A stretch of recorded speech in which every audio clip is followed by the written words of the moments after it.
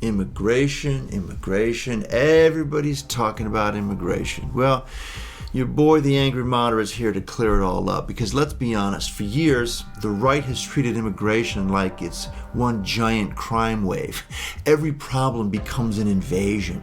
Every migrant becomes a threat. Every solution starts with, build something taller. But here's the problem. You cannot arrest your way out of a capacity issue. You cannot deport your way out of labor demand. You cannot shout law and order at a system that is structurally overloaded and expect math to cooperate. If your entire strategy is force without reform, you're not fixing the system, you're just yelling at it. Let's start with a simple idea. Immigration isn't one problem, it's a stressed system. Right now the debate sounds like this. On one side, invasion. On the other side, compassion. Meanwhile, the system is buffering like bad Wi-Fi. The shift we have to make is we have to stop treating this primarily as a morality crisis. It isn't. Nor is it a criminality crisis. This is a capacity problem. Every system has inputs and limits. If too many people show up at once and processing takes years, you don't get justice or compassion, you get backlog. And backlog creates resentment.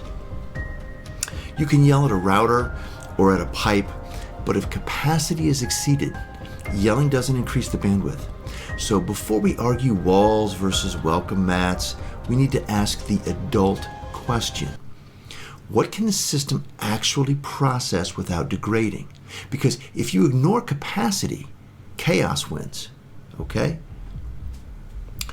And the basic problem is both parties are making the same mistake. They're treating illegal immigration like it's one giant emotional blob. It's not. It is 4 different pressures flowing through one pipeline. The right compresses everything into lawlessness.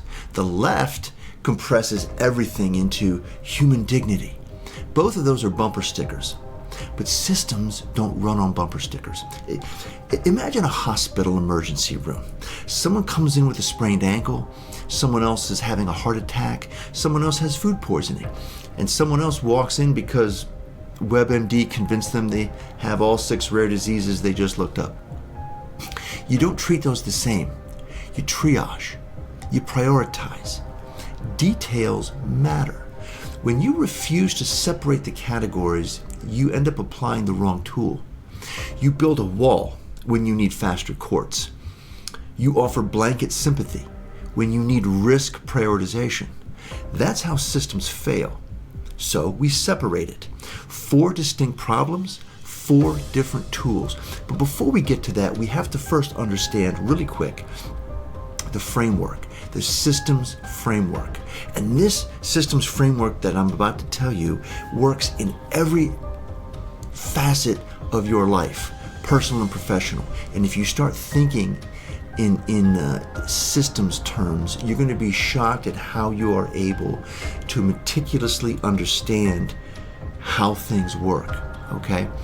Every functioning system, whether it's a business, a hospital, a power grid, or your fantasy football league, okay? Everything has 5 elements: inputs, processing capacity, feedback loops, outputs, and failure thresholds. That's at its simplest. That's what we're talking about. So for immigration, the input is migration flow. The processing capacity includes border agents, courts, housing, schools, labor markets. Feedback loops are incentives. And what do I mean by that? If asylum takes 5 years to adjudicate, that's not delay, it's a signal. If employers face minimal penalties for illegal hiring, that's a signal. If enforcement is inconsistent, that's a signal.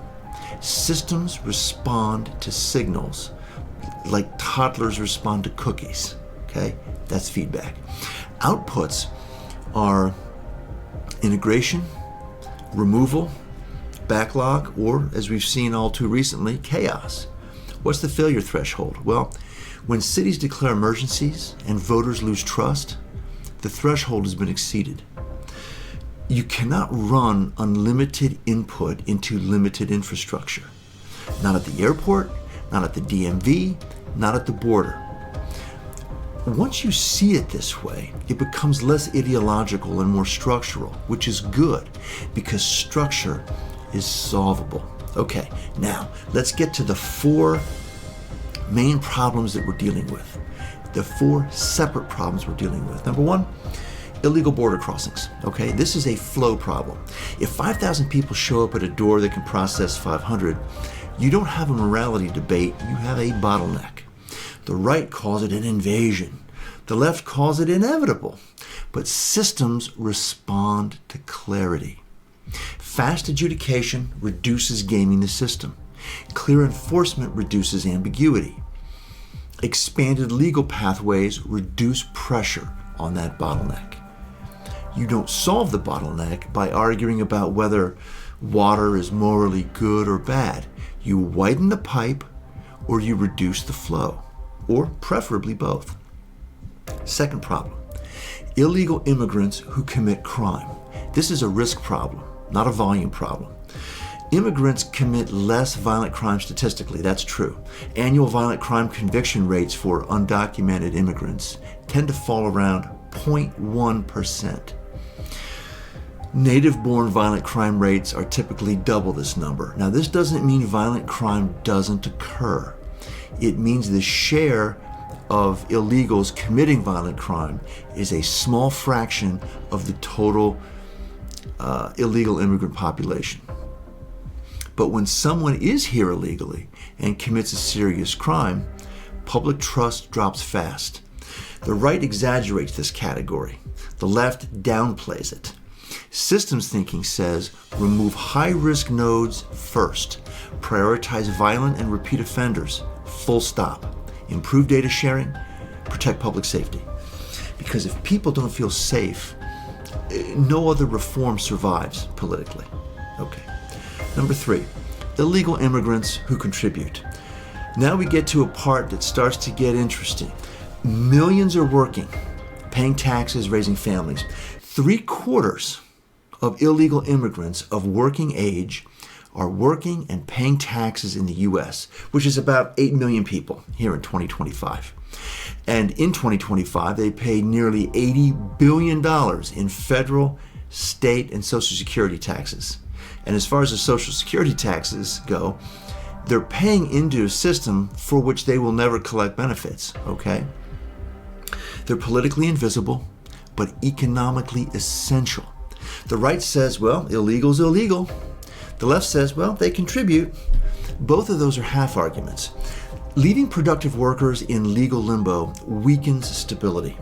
Shadow participation creates ambiguity, which creates instability. Okay? The system's thinking move is to conditionalize legalization, background checks, civic benchmarks, formalize what's already functioning and working. Because mass removal would shock the economy, and suddenly, strawberries cost $12 and everybody becomes an economist, okay? The 4th problem that we have is the most difficult and intractable, I think. These are illegal immigrants who don't contribute. This is the hardest category. Not criminals, but not contributing meaningfully either. This is a reciprocity problem. When individuals consume system resources but do not contribute back, whether through work, taxes, or civic participation, strain increases. Now, let's be precise for a second. Not contributing does not mean automatically that there's a moral failure. There may be barriers, language, documentation, skill mismatch, trauma, childcare constraints, who knows. But from a systems perspective, prolonged non-contribution creates an imbalance. Now, the right lumps this group in with criminals, okay? That's the wrong thing to do. The left treats contribution expectations as cruelty. That's also wrong. They both miss the system's point. If someone is willing to participate in the system should help them do so. If someone refuses participation indefinitely, Well, then the system has to decide whether their presence aligns with capacity constraints. And if not, they have to go. This isn't about hostility, it's about sustainability. Set clear expectations, create work incentives. Okay? Tie legal normalization to participation. Compassion and reciprocity are not opposites, they're design features. So here's the truth conservatives have to face. If you care about the rule of law, then fix the law. If you care about sovereignty, then build a system that actually functions. If you care about stability, then manage capacity. Don't just escalate rhetoric. Walls without modernization are symbolism. Mass deportation without structural reform, that's a fantasy. You don't fix a stressed system with theatrics. You fix it with design. And if the right wants credibility on immigration, it has to stop pretending enforcement alone is the solution. Because law without structure is just noise, okay? So let's sum this all up with the Halcyon systems position. Differentiate the categories, okay? Match intake to capacity, prioritize public safety, stabilize productive contributors, and define clear contribution standards for those who are not contributing. Align those incentives. That's it. That's it. No theatrics, no moral panic, no utopian fantasy. If the pipe is overflowing, stop yelling at the water, turn the valve, okay? Increase throughput, reduce pressure, because the real enemy here isn't immigration, it's dysfunction.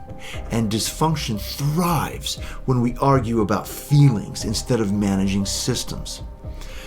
Boring systems are stable systems. And honestly, boring sounds pretty fucking great right about now.